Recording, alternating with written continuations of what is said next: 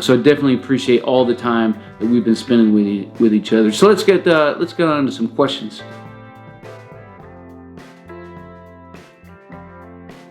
My typical day starts the night prior. I'll set my alarm, and because I don't want to be that guy, I'll normally set like 3 alarms because I just don't want to be late. And then I'll triple check and then quadruple check and make sure my alarms are on.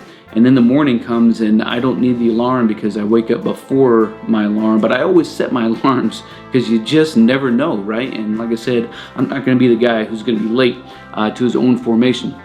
So I get into work, and of course we do our physical training events for that day, and then get into either some maintenance if it's a Monday or Tuesday on all of our equipment, or a lot of training on Wednesday, Thursday, and Friday.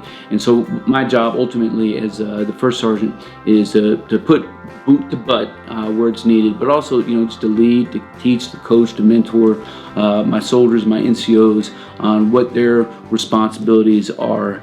I do have a few meetings I have to go to from time to time. I don't like them, but it's just part of the job. And if that keeps me doing what I do love, which is being around those young troopers, I'll do whatever it takes to be around them. I love grinding.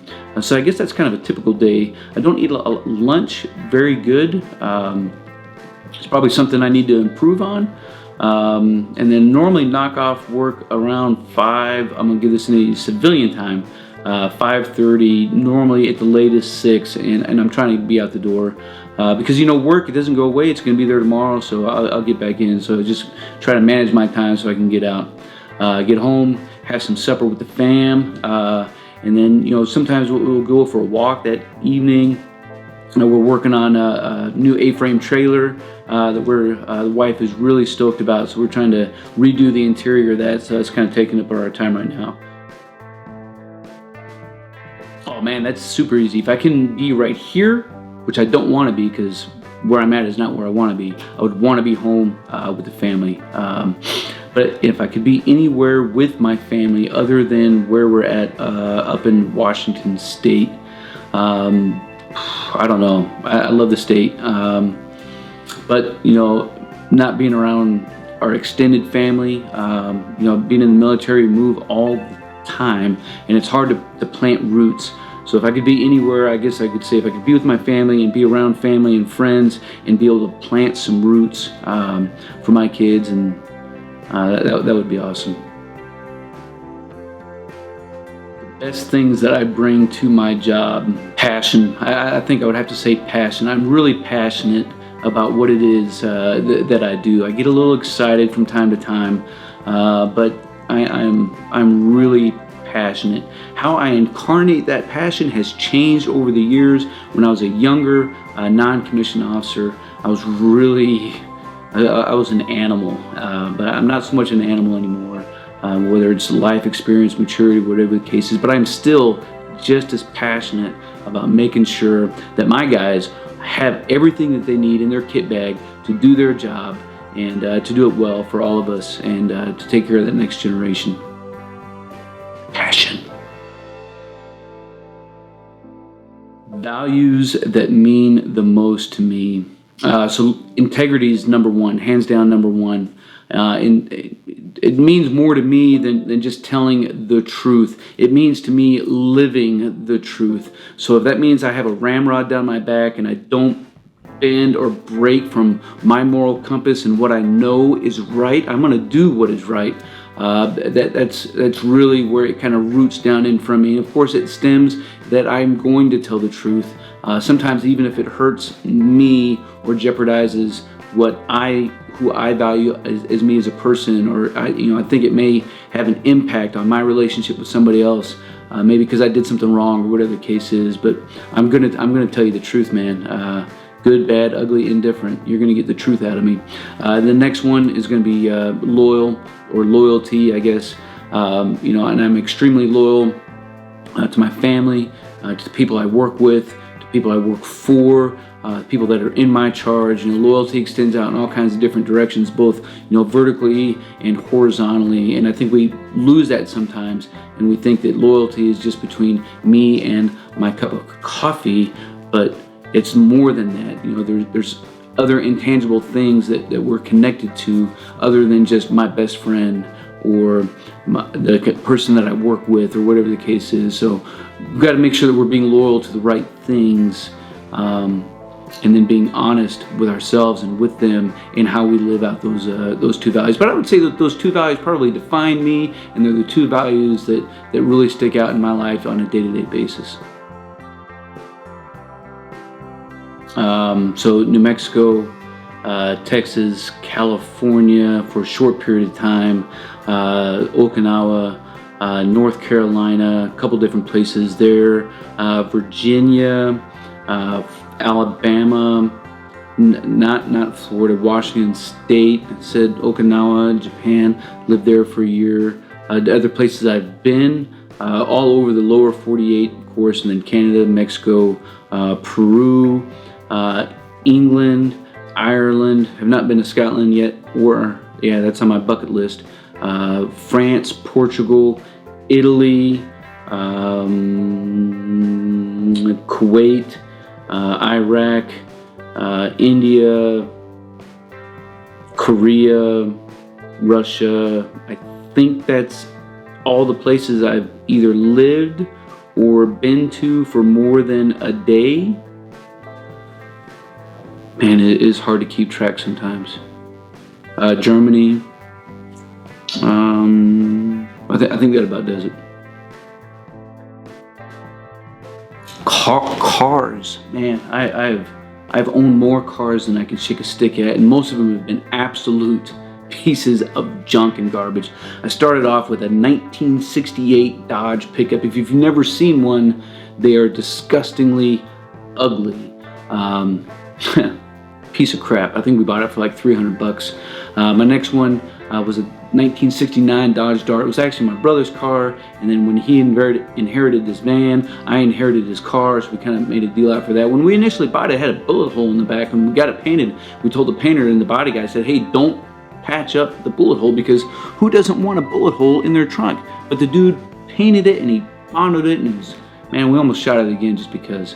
And then, from then I owned an old Chevy pickup truck, both a 76, owned an 84 Chevy Custom Deluxe, 3/4 ton, root beer brown, white pinstripes, custom headed grill guard. That's coming up in a story, like I told you.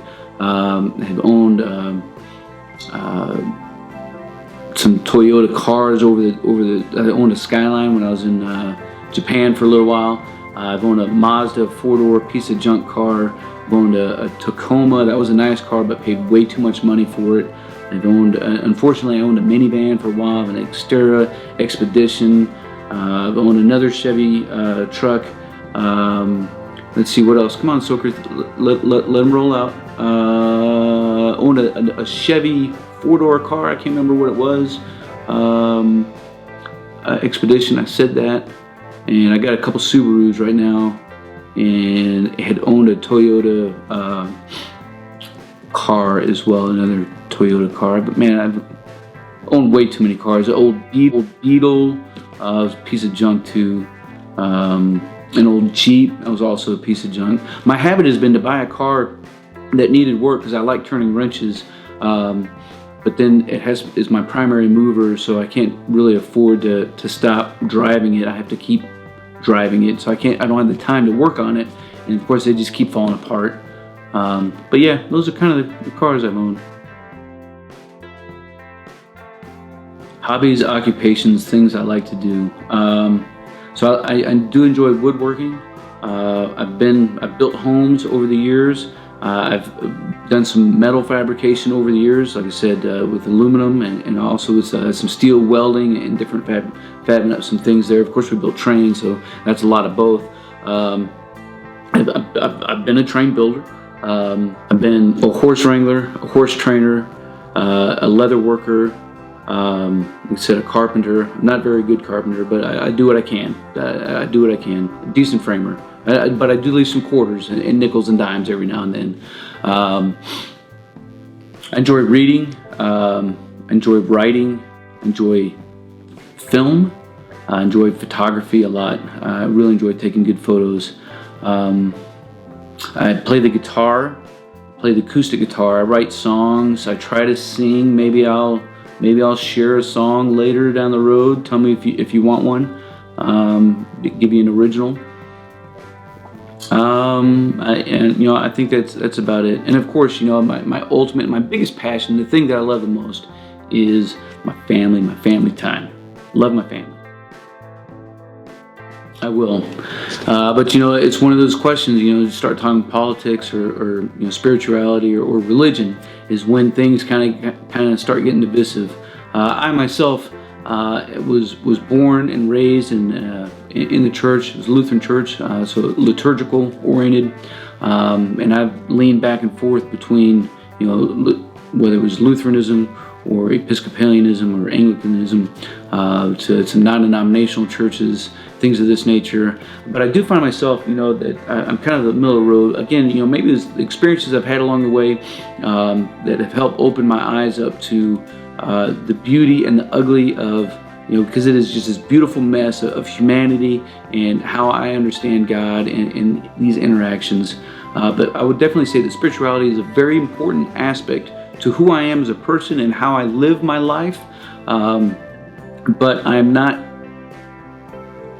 more subversive in how I describe things and how I do live out and incarnate the things that I value and believe. Because I think that there's a lot of baggage out there, and a lot of words mean things to some people that don't mean the same things to other people. So I try to be really cognizant and aware of where I'm at and the words that are coming out of my mouth and the impact that they have on the people who are listening and hearing them.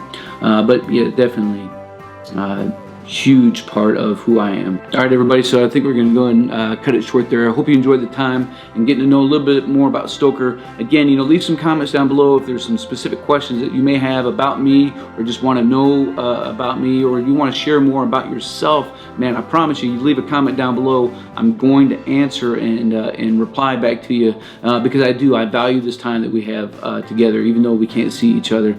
It really is a huge and humbling thing for me, for us to be able to interact and connect like that. So we'll keep this conversation rolling, and until then, we'll see you.